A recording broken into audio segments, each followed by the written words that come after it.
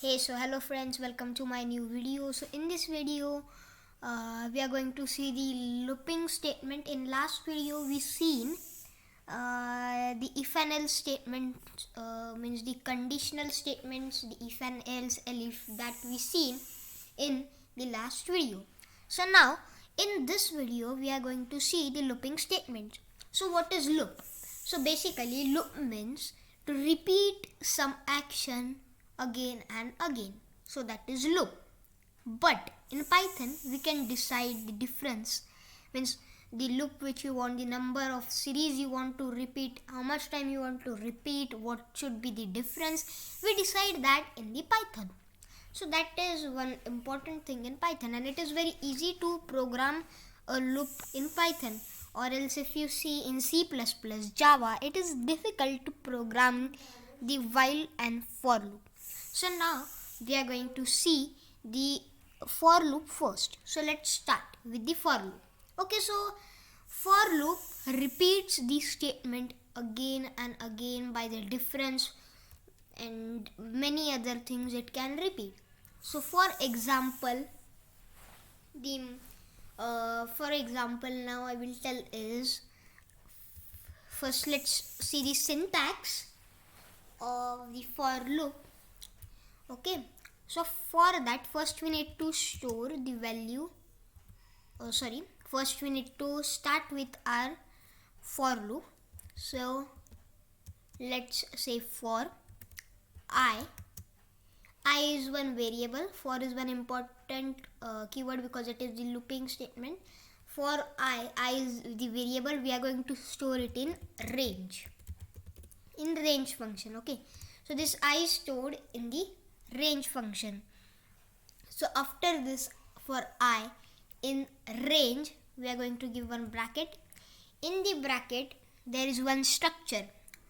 Okay, so first structure it is, we need to enter from which number you want to start your loop. So that will come first. So now let's enter 1. Okay, then we'll give comma, and then in the second we need to enter the ending number. Okay, so in first what we did, we entered the initial number, initial value. In the second we are going to enter the ending value.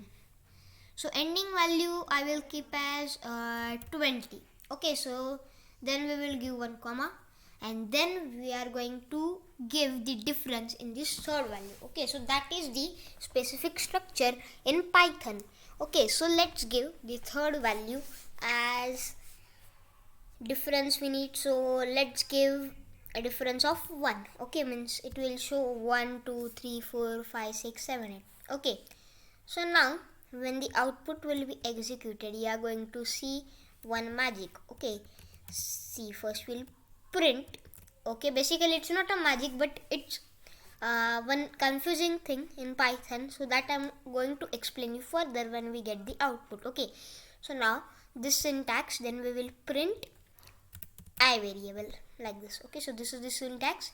If you remove this semicolon, it will show error. See, so that's why the colon is important, then only there will be no error. Now we will run it. See, 1 2 3 4 5 6 7 8. But now what you can see in the output is, it is not coming till 20, it's coming only till the 19. Okay, it's coming till 19 only. So what should we do for that? Okay, so simple thing, in Python the counting starts from 0.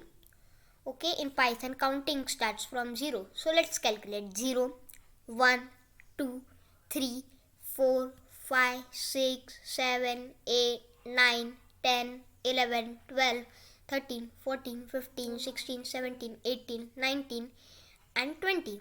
So when you count on fingers, you will get 21. We have counted 21 fingers. Okay, so that's why when the counting starts from 0, it will be 21.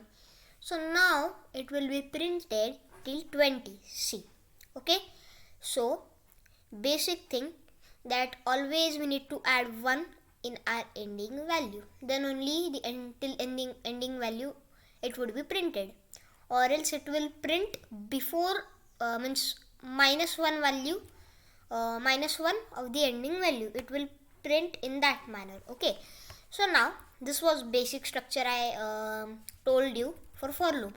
Now let's move towards the advanced structure. Okay, so for that, for making it advanced and more interesting, we can take input from user.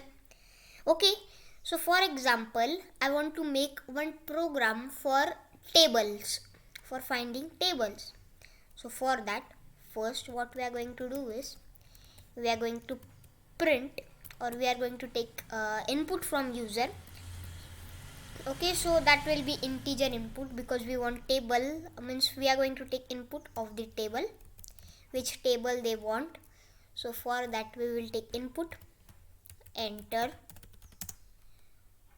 first multiple of your table.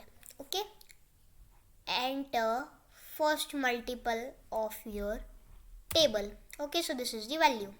Now we are going to use that further. Okay, see, now we have taken the input as well. So now we are going to use our for loop. So we will enter for I in range bracket, in bracket. Okay, first we need to store the input in a variable, so let's store in a. Okay, so in this structure, means I explained one structure, so in that we are going to take 3 values, and that 3 values are nothing but the variable a. Okay, so first we'll take a initial value. So as table will start from the multiple only, so this is the multiple the user will give us, so that will be initial value will be a itself, then comma.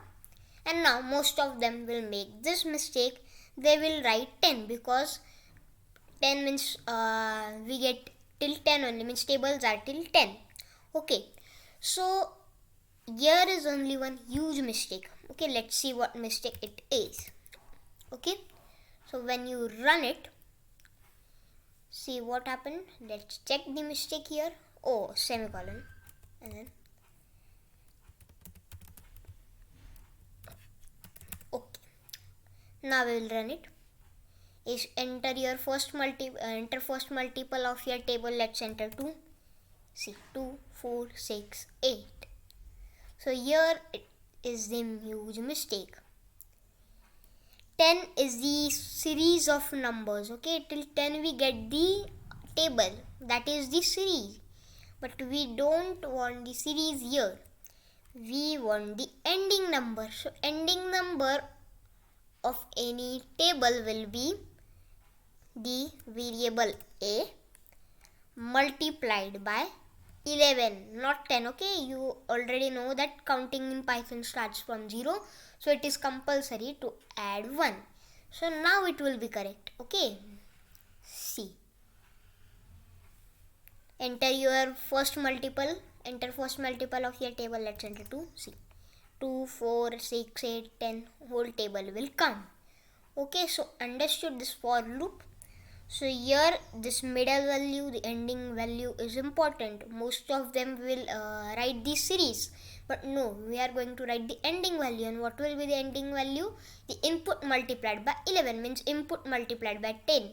So that will be, for example, 2 multiplied by 10, so that is 20. So here when we will enter, means manually I am saying 20.